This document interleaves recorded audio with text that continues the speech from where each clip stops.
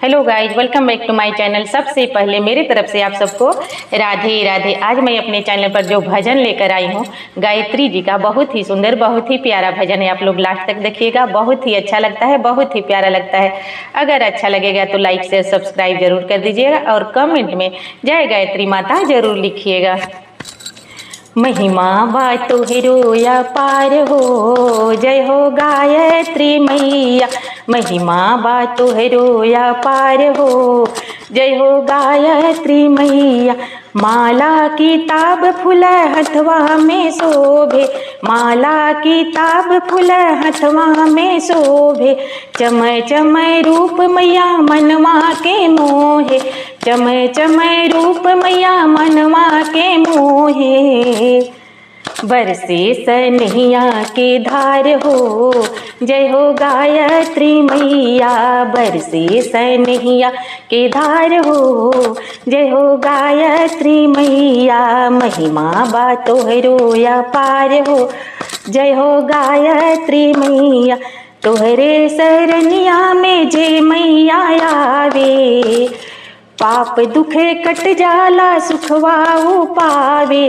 पाप दुखे कट जाला सुखवाऊ पावे। तोहरो सनहिया में जो मैया आवे, पाप दुखे कट जाला, पाप दुखे कट जाला सुखवाऊ पावे। नैया ना पड़े मझधार हो, जय हो गायत्री माता।